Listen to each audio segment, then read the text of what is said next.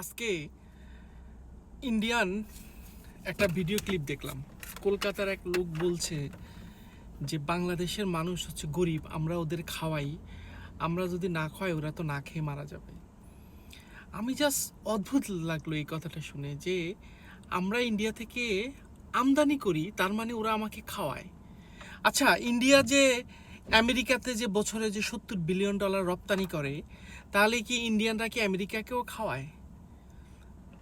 মানে কতটা মূর্খ হইলে মানুষ এই টাইপের কথা বলতে পারে? তাও লোকটাকে দেখতে আমার একটু শিক্ষিত মানুষের মতোই মনে হয়েছে। আমি আপনাদের একটা কথা বলি, বাংলাদেশের মাথাপিছু আয় সর্বভারতীয় মাথাপিছু আয়ের প্রায় সমান, এবং কলকাতার মাথাপিছু আয় এবং কি আমাদের মাথাপিছু আয় শুধু তাদের চাইতেও বেশি, মানে ডাবল। কলকাতার মাথাপিছু আয় হচ্ছে $1200 আর আমাদের হচ্ছে প্রায় $2600। তারপরে ধরেন এই যে ত্রিপুরা, তারপরে আসাম বা ঝাড়খণ্ড বা এই সমস্ত এলাকার চাইতে এই রাজ্যগুলোর চাইতে আমাদের মাথাপিছু আয় প্রায় 3 গুণ বেশি, 3 গুণ, কোনো কোনো জায়গায় 4 গুণও বেশি।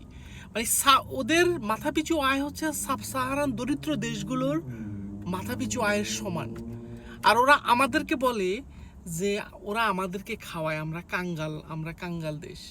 মানে আশ্চর্য হই যে মানুষ কতটা মূর্খ হইলে এ ধরনের কথা বলতে পারে। এনিওয়ে, জাস্ট কথাটা বলতে ইচ্ছা করলো তাই বললাম।